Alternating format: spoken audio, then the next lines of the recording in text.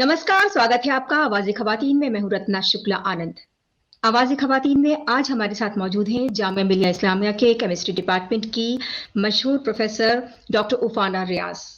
Doctor उफाना रियाज को material chemistry में उनके उल्लेखनीय योगदान के लिए नेशनल एजुकेशन एक्सीलेंस अवार्ड से नवाजा गया है। डॉक्टर उफाना, आपको बहुत बहुत मुबारकबाद आवाज़े ख़वातीन की पूरी टीम की तरफ से। शुक्रिया, बहुत बहुत थैंक यू सो मच। जी। डॉक्टर फाना, सबसे पहले आपसे ये जानना चाहेंगे कि आपको मटेरियल केमिस्ट्री में ये जो अवार्ड मिला है वो किस तरह की शोध के लिए मिला है? जी, मैं जो कंट्रीब्यूशन रहा है इन टर्म्स ऑफ रिसर्च, जो पिछला काम किया है, जो डिफरेंट मटेरियल्स प्रोडक्ट डेवलपमेंट पे है, उनकी सिंथेसिस है, उनकी नोवेल प्रॉपर्टीज़ हैं, और जिस तरीके का हाई इम्पैक्ट फैक्टर के जर्नल्स में कंट्रीब्यूशन रहा है, उस बेसिस पे अवार्ड दिया गया। डॉक्टर फाना, आपने 130 से ज्यादा जो है वो पेपर्स आपके पब्लिश हुए हैं देश विदेश में। वो कौन से खास शोध जो है वो आपने किए हैं जो कि आज जो है विज्ञान जगत के लिए बहुत महत्वपूर्ण साबित हो रहे हैं? अप्लाइड एस्पेक्ट स्टडी किया जाता है मटेरियल्स केमिस्ट्री डिसिप्लिन में। तो उसमें यह है कि जिन मटेरियल्स का इंडस्ट्रियल स्कोप है, जिनका बायोलॉजिकल स्कोप है, उनकी प्रॉपर्टीज़ डिस्कवर करना। तो हम लोग बेसिकली इसी में ट्रेन करते हैं बच्चों को अपनी ब्रांच में, और इसी में बच्चे ट्रेनिंग हासिल करते हैं कि कौन सा मटेरियल, अगर पेंट मान लीजिए बनाना है फॉर एग्जांपल, या किसी इमेजिंग प्रोब के लिए सैंपल यूज़ करना है फॉर कॉन्ट्रास्ट इमेजिंग, जो कि ज़्यादातर डिजीज़ डायग्नोसिस में यूज़ की जाती है, तो कौन कौन सी प्रॉपर्टीज़ उस मटेरियल में होनी चाहिए। तो हम डिफरेंट तरीके के मटेरियल्स को सिंथेसाइज करते हैं, उनकी प्रॉपर्टीज स्टडी करते हैं, फिर उन्हें प्रपोज करते हैं अलग अलग एप्लीकेशंस के लिए। जी। डॉक्टर उफाना, जैसे आपने बताया कि आप अलग-अलग व्यावहारिक अगर तौर पर हम देखें तो इसके क्या उपयोग हैं, और भारत के लिए खासतौर से एक महिला प्रोफेसर होने के नाते आपको ये अवार्ड मिला है, तो हम आगे किस तरह से देख सकते हैं, हमारी जो बच्चियां हैं उनके लिए ये किस तरह से प्रेरणा स्रोत बन सकता है विज्ञान के क्षेत्र में आगे बढ़ने के लिए? साइंसेस में यूजुअली गर्ल स्टूडेंट्स जो है वो अभी तक के ट्रेंड में कम आती रही हैं, और इसमें जो है ये कह सकते हैं कि उनको ज़्यादा एनकरेजमेंट की ज़रूरत है इस फील्ड में, क्योंकि हार्ड वर्किंग तो लड़कियां होती हैं, and they need to be directed to opt good fields in the field of science, जैसे फिजिक्स है, और अब तो फिजिक्स में भी बहुत सारी फील्ड के ऑप्शंस हैं, इसी तरह केमिस्ट्री में भी रहे हैं। Materials chemistry is one of the good options. तो उसमें इंडस्ट्रियल जो है अपॉर्चुनिटीज ज़्यादा रहती हैं। They can join industries, they can work in industries, become entrepreneurs. तो इस तरीके की उसमें उनका कंट्रीब्यूशन हो सकता है। एंड जिस तरीके का काम इसमें किया जाता है, जैसे कि मैंने बताया कि application in biotechnology, application in medicine, drug delivery, जिन पे ऑल ओवर द वर्ल्ड काफ़ी काम किया जा रहा है, उस तरीके के काम में इनका इन्वॉल्वमेंट काफ़ी खासा हो सकता है due to the knowledge of basic chemistry and applied chemistry. And bio imaging की बात करें तो जितने भी डायग्नोस्टिक मशीन्स हैं, उसमें जिस तरीके के मटेरियल्स यूज़ किए जाते हैं for diagnosing different types of life threatening diseases, तो ये मटेरियल्स भी डिज़ाइन किए जाते हैं। Apart from that, environment consciousness, environment awareness, कि किस तरह से हम रेमेडी प्रोवाइड करें टू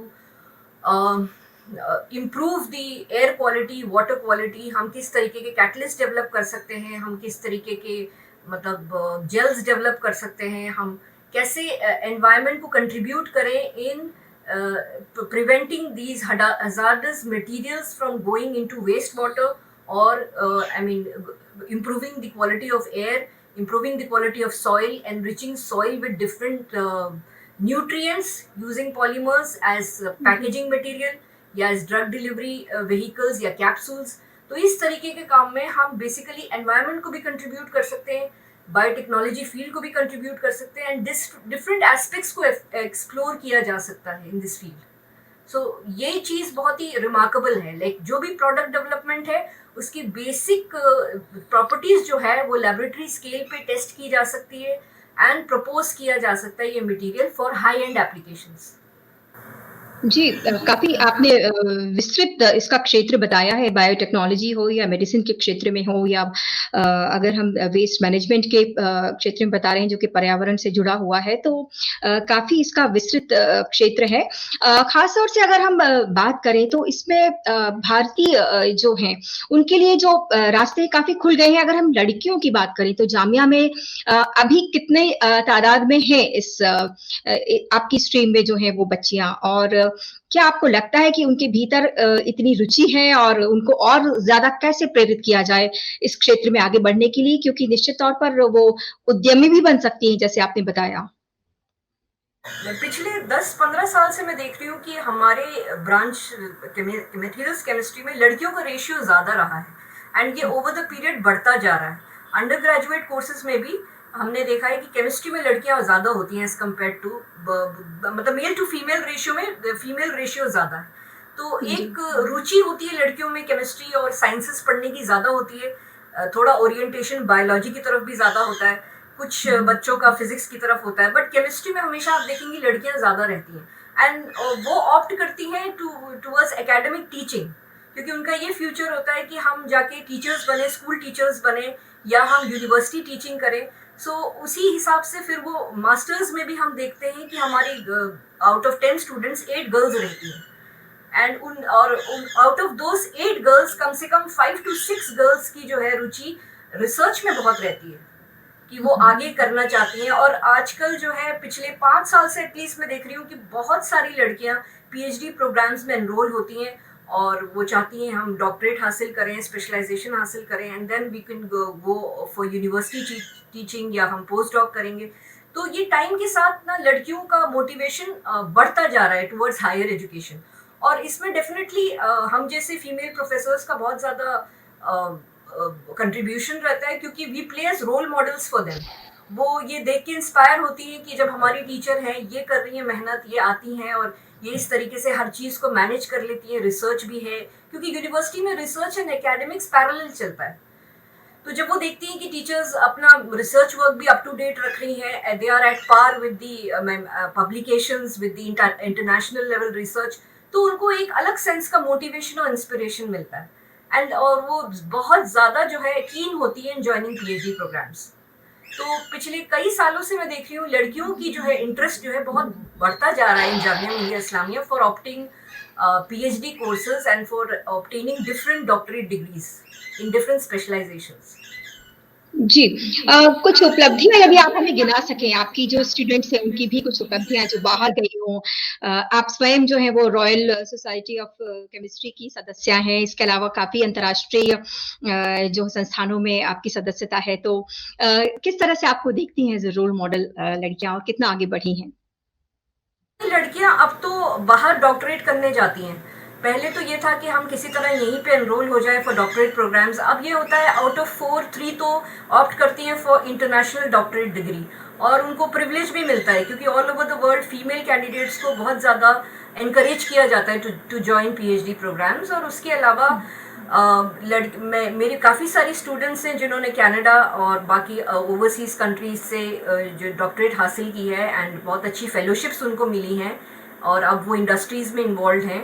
तो काफ़ी अचीवमेंट्स हैं, मतलब स्टूडेंट्स भी अपनी फील्ड में बहुत एक्सेल कर रहे हैं। Once they pass out from masters program यहाँ पे, they opt for higher education internationally and they are given PhD admissions का, मतलब ज़्यादातर स्टूडेंट्स के विद इन अ ईयर और to they get enrolled in those PhD admissions and they pursue their doctorate program and then go for industry में लड़कियों का मैं देख रही हूँ काफ़ी ज़्यादा जो है मतलब इन्वॉल्वमेंट भी हो रहा है और काफ़ी वो उस कीन है उस करियर को परस्यू करने के लिए काफ़ी ज़्यादा। पहले तो टीचिंग का था fad, but over the period of time वो रिसर्च और industrial oriented, I mean entrepreneurs and industrial oriented research में बहुत इंटरेस्टेड है। सो ज़्यादातर स्टूडेंट्स बाहर चले जाते हैं and they are joining very good universities. Simon Fraser है और भी यूनिवर्सिटीज़ हैं और बहुत अच्छी मैरी क्यूरी फेलोशिप्स ऑफर होती हैं, वो प्रोग्राम्स होते हैं, प्रोजेक्ट्स लिखते हैं, अप्रूव होते हैं उनके, वो जा रहे हैं, ज्वाइन कर रहे हैं और फिर अपना फीडबैक भी देते हैं, अपने एक्सपीरियंसेस शेयर करते हैं एंड दे इवन एक्नॉलेज अस कि हमने यहाँ इतना सीखा तो ये चीज़ें हमारे काम आ रही हैं, तो it gives a very good feeling. इस तरह से जो जी है स्टूडेंट्स जी काफ़ी इन्वॉल्व हो रहे हैं रिसर्च में और हायर स्टडीज़ में, जी पर्टिकुलरली गर्ल डॉक्टर स्टूडेंट्स। जी डॉक्टर फाना, ये चूंकि ये तो जामिया मिलिया इस्लामिया दिल्ली में है, महानगर है, देश की राजधानी है। लेकिन अगर हम देश भर की जो छात्र छात्राओं को यहाँ से अगर हम इस मंच के जरिए बता सकें कि आपने जैसे बताया कि केमिस्ट्री में बहुत सारे जो हैं वो रास्ते खुल गए हैं और खासतौर से लड़कियां भी जो हैं वो इंडस्ट्री की तरफ जा रही हैं। यदि यहाँ से आप उन्हें गाइड कर सकें कि क्योंकि एक बहुत बड़ा एक जो प्रश्न होता है अपना करियर चुनने को लेकर या एक स्ट्रीम चुनने को लेकर, उन्हें मालूम नहीं होता कि इसके जरिए हम कहाँ तक पहुंचेंगे। यदि उन्हें एक सही गाइडेंस यहाँ से मिल जाएगी तो शायद उनके लिए भी चुनाव करना बहुत आसान होगा। आजकल वैसे ज़्यादातर यूनिवर्सिटीज़ काउंसलिंग प्रोग्राम्स ऑफर करते हैं जिसमें स्टूडेंट्स को गाइड किया जाता है कि वो कौन सी ब्रांच ऑप्ट कर सकते हैं। मैं पर्सनली जब स्टूडेंट्स को गाइड करती हूँ तो मैं उनको हमेशा ये एडवाइस देती हूँ कि अपने इंटरेस्ट के बेसिस पे वो सब्जेक्ट चूज़ करें, जिस तरीके का उनका इंटरेस्ट और ओरिएंटेशन है, क्योंकि जब कोई चीज़ पैशन से फॉलो की जाती है तो वो आगे तक जाती है। पैशन जो है वो बहुत एक्सेल करने में भी हेल्प करता है स्टूडेंट्स को।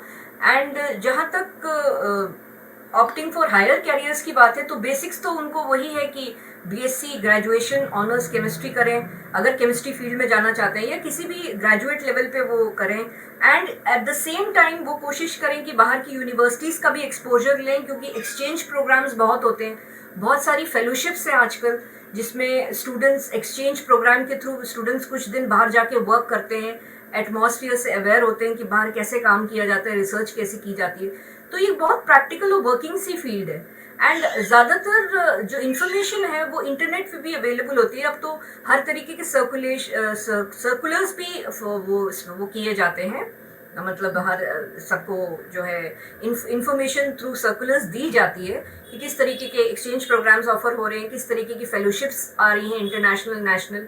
तो अब ज़्यादातर स्टूडेंट्स को वैसे इस चीज़ की अवेयरनेस हो गई है, बट कभी कभार थोड़ी बहुत जो गाइडेंस है वो टीचर्स अपने लेवल पे प्रोवाइड कर देते हैं through what ever information they have about the subject. मान लीजिए कोई स्पेशलाइजेशन वो ज्वाइन करना चाह रहे हैं, उस सब्जेक्ट की नॉलेज नहीं है, तो उस सब्जेक्ट का क्या स्कोप है फ्यूचर में, ये हम उनको बता देते हैं। जैसे कि मैंने आपको बताया मटेरियल्स केमिस्ट्री का, वो डिफरेंट फील्ड्स अगर सोच रहे हैं कि नहीं हमें सेंसर्स में जाना है, तो हम उनको ये बताते हैं कि बायो सेंसर्स हुआ, चाहे एनवायरमेंटल रेमिडिएशन हुआ, आप इस फील्ड के थ्रू भी काम कर सकते हैं। और इस फील्ड के लोग कौन कौन से मतलब रिनाउंड लोग हैं जो इस फील्ड में काम कर रहे हैं, आप उनके साथ भी एसोसिएट हो सकते हैं, उनकी लैब्स में अप्लाई कर सकते हैं। तो इस तरीके से हम अपने स्टूडेंट्स को एनकरेज करते हैं कि at least you should try and you should find out the right place to go and be motivated. Do not get disheartened कि ऐसा नहीं होगा, एडमिशन नहीं होगा, ऐसा कुछ नहीं है। At least try and move ahead with your full spirit and with your inspiration, और सब चीज़ों के रास्ते खुलते हैं। देन कभी कभार लैंग्वेज बैरियर्स थोड़े से होते हैं, वो स्टूडेंट्स अक्सर हेजिटेट करते हैं, क्योंकि हमारी यूनिवर्सिटी में स्टूडेंट्स अलग अलग बैकग्राउंड से आते हैं। तो कभी कभार ये होता है कि इंग्लिश फ्लुएंसी कम है, तो वो काफ़ी हेजिटेट करते हैं कि हमें जो है अप्लाई करने में ये हेजिटेंसी है कि हम लिखें कैसे। तो उनके लिए भी मैं जो है अक्सर सजेस्ट करती हूँ कि आप इंग्लिश लैंग्वेज कोर्स ज्वाइन कर लीजिए। इंग्लिश स्पीकिंग जो भी है प्रोग्राम्स ऑफर हो रहे हैं, ऑक्सफर्ड के हैं, बहुत सारे ऑनलाइन है, थोड़ा उसको भी टाइम दीजिए। तो but if the subject is strong तो English should not be a barrier. तो बच्चे को हमेशा मोटिवेट करना पड़ता है कि अगर आप सब्जेक्ट के लिए इतना पैशनेट है तो आप लैंग्वेज के लिए हेजिटेंट ना हो, you go ahead with your subject knowledge and that will be recognised. जी डॉक्टर फाना, इसमें अगर विदेशी तकनीकी संस्थानों में जाना चाहते हैं छात्र छात्राएं, तो उनके लिए स्कॉलरशिप का प्रावधान कहाँ कहाँ पर है? क्योंकि उसमें एक फी का जो एक मसला शायद हो सकता है, तो यदि उस पर लेकर आप कुछ बता सकें। स्टूडेंट्स इंटरनेशनली हर जगह अप्लाई कर सकते हैं, और मैक्सिमम यूनिवर्सिटीज जो हैं वो सपोर्ट करती हैं थ्रू फेलोशिप्स। उनको भी पता है कि फीस स्ट्रक्चर ज़्यादा है, तो बहुत सारे कॉमनवेल्थ फेलोशिप प्रोग्राम्स हैं जो पहले भी होते थे, बीच में थोड़ा बंद हो गए थे, बट आई थिंक वो दोबारा फिर जो है रिज्यूम हो गए। तो बहुत सारे फेलोशिप की सेपरेट स्कीम्स भी हैं, and universities itself offer many fellowship schemes. तो अक्सर जिस मेंटर को वो कांटेक्ट करते हैं वो हमेशा इस चीज़ को टेकअप करता है कि स्टूडेंट को फीस का जो है ज़्यादा लोड ना बेयर करना पड़े, तो अपने यहाँ उनकी जितनी फंडिंग फैसिलिटीज़ है वो उसमें भी उसको अप्लाई करवाता है। एंड मेक श्योर करता है कि मिनिमम जो है उसको एक्सपेंडिचर करना पड़े for higher education and he can join the university. तो जो पूरा का पूरा सिस्टम है वो बहुत स्मूथ है एकेडमिक्स में, ज्यादा हर्डल्स नहीं है चीजों में। जी जी। डॉक्टर उफाना, यदि आप अपनी जर्नी के बारे में बता सकें, कैसे आप इस फील्ड की तरफ आकर्षित हुई और आगे बढ़ती चली गई? यदि आप अपनी जीवन यात्रा के बारे में बताएंगे यहाँ तक पहुंचने की, तो शायद प्रेरणा मिलेगी बाकी छात्र छात्राओं को। कि मैं इस चीज को हमेशा हाईलाइट करती हूँ जब भी मैं अपने बारे में बताती हूँ कि मैं जिस फैमिली बैकग्राउंड से आई हूँ वहाँ पे एजुकेशन को बहुत मतलब इम्पोर्टेंस दी जाती थी, and specially doctors and engineers, क्योंकि मेरे घर में ज़्यादातर my brothers and sisters all are doctors. तो एक एक्सपेक्टेशन रहती है कि मतलब वही एक प्रोफेशन था जिसको सब समझते थे कि ये बेस्ट प्रोफेशन है। इंडियन फैमिलीज में अभी भी ये माना जाता है कि engineering and doctor I mean becoming a medical doctor और a medico is the best thing to do. तो मेरा क्योंकि मेरा एकेडमिक्स हमेशा अच्छा रहा, तो throughout I did my schooling from Central School. तो वही एक्सपेक्टेशन था कि मैं एक डॉक्टर बनूं, but I was not very interested in that. मेरा ये था कि मैं कुछ डिफरेंट करूं। So I join chemistry, I mean BSc honours chemistry with the view कि आगे जाके probably I get some option in some industry, some क्योंकि BSc के बाद भी बहुत सारे जॉब ऑप्शंस होते हैं, स्टूडेंट्स ज्वाइन करते हैं एज एनालिटिकल केमिस्ट। उसके बाद फिर वही था, क्योंकि घर में एक एनवायरनमेंट ये था कि higher education is important, so you should do your masters.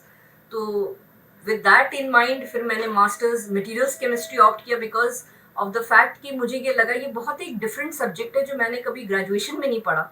So what is so I mean different in materials chemistry.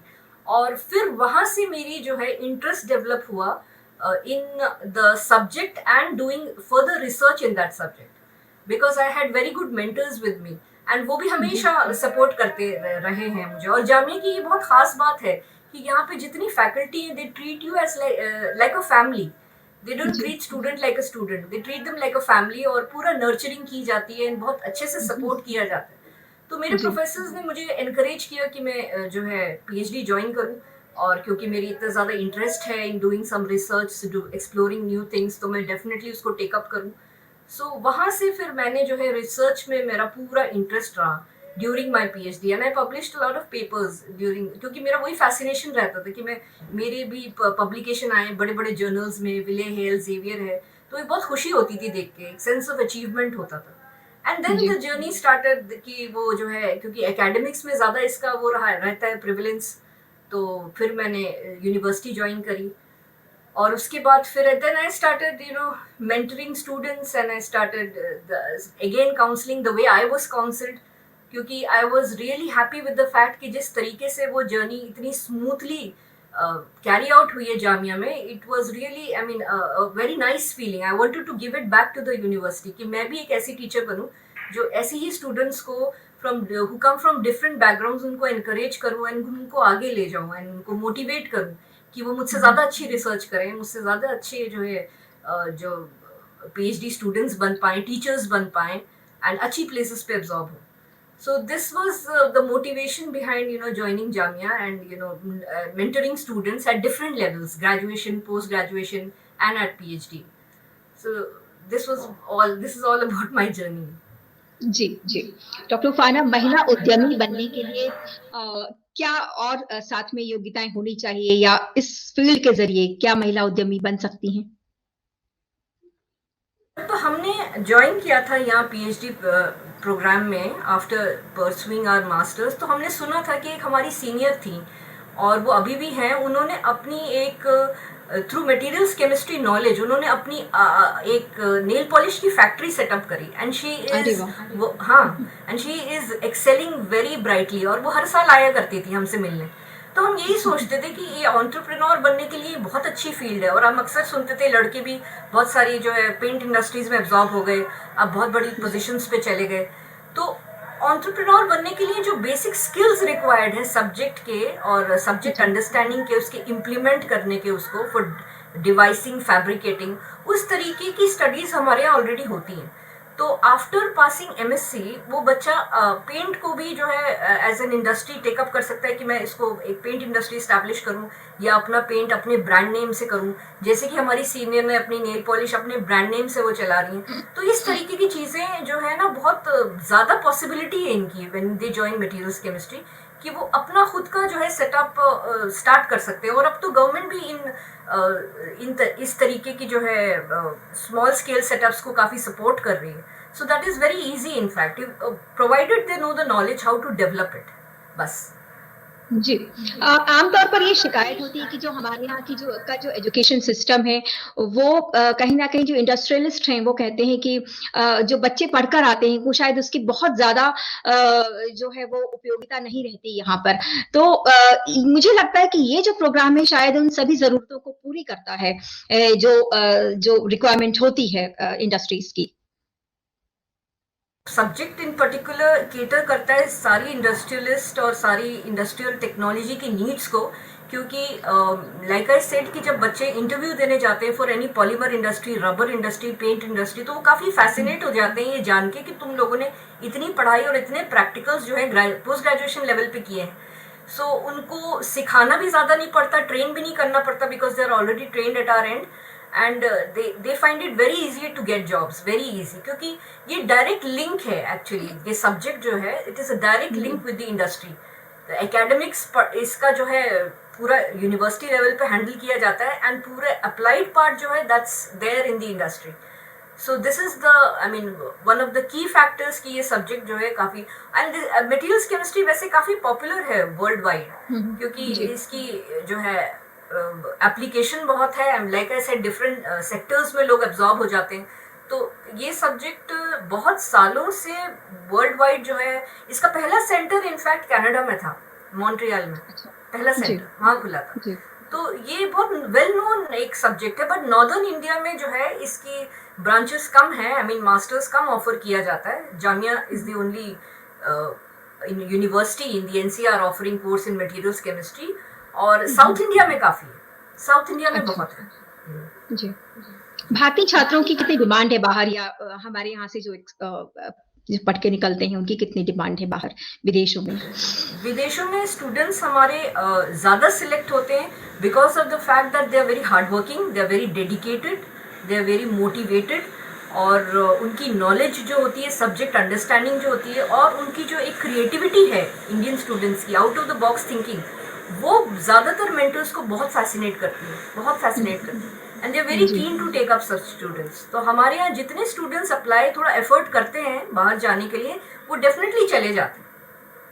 Ji ma'am, चूंकि ये मंच जो है वो हम महिलाओं के लिए विशेष तौर पर काम करते हैं, तो हम चाहेंगे कि आपकी तरफ से एक संदेश हो जो लड़कियां हैं, जो महिलाएं हैं, उनके लिए। संदेश रहेगा कि इक्वालिटी की बात जहाँ तक है वो हमेशा रही है, you have to find your position, और वो हमेशा through dedication and hard work से ही पॉसिबल है। तो instead of fighting for rights, you should look for your rights and take them up and go ahead with whatever motivation, whatever passion you have in life, and there is nothing that can stop. हमेशा बहुत ही ये अच्छा है कि संदेश। जी जी जी तो वही है कि स्टूडेंट्स को हमेशा मोटिवेटेड रहना चाहिए, and they should be courageous to take up any challenges, and they should have a passion to follow whatever they like. तो ये चीज़ें ड्राइविंग फोर्स रहती हैं for them to excel in life. तो वो चीज़ को कभी ना भूले लड़कियां कि now the times are changed. मेरे यहाँ बहुत सारी स्टूडेंट्स जो आई हैं from normal lower middle class background to middle class background, I see their motivation, उनको कोई रोक, I see the spark in their eyes कि वो अब ये इस उसमें आ गई हैं फॉर्म में कि they know they can achieve what they want and nothing can stop them. तो हर लड़की के अंदर ये जज्बा होना चाहिए कि nothing can stop you, no social norms, no society can stop you if you want to excel. और कभी भी इस चीज़ के पीछे जो है ज़्यादा सोचना नहीं चाहिए कि we don't have a place or we don't have equal rights. No, you are the one who are going to pick up your rights. You are going to one who is going to choose your options. So better be prepared for that. Better do hard work and focus on whatever you're doing. Keep your focus straight, yeah, and aim for something higher. क्योंकि जितने बड़े desires होंगे, जितनी बड़े dreams होंगे, उतना ही बड़ा achieve किया जाएगा। बहुत ही अच्छी बात कही डॉक्टर फाना आपने कि अपना लक्ष्य जो है वो बिल्कुल आप बिल्कुल निर्धारित कीजिए और उस दिशा में लगातार आगे बढ़ते रहिए। आपको कोई भी ताकत रोक नहीं सकती। आप निश्चित तौर पर यदि पूरी ईमानदारी के साथ उसे हासिल करने की का प्रयास करते रहेंगे तो आपको निश्चित तौर पर कामयाबी ज़रूर मिलेगी। डॉक्टर फाना, आवाज़ ख़वातीन से बात करने के लिए आपका बहुत-बहुत शुक्रिया। अच्छा, और अगर मैं किसी मतलब छोटा-मोटा भी संदेश दे सकूँ और इंस्पायर कर सकूँ लड़कियों को, तो ये मेरे लिए बहुत प्रिविलेज की बात है। I am really happy to be here and I am always open for such discussions, for I mean working for a social cause. ये मुझे बहुत अच्छा लगता है जब हम अपनी एजुकेशन को एक सोशल कॉज से जोड़ के आगे बढ़े, क्योंकि अकेले का सक्सेस नहीं होता, वी शुड मूव टुगेदर।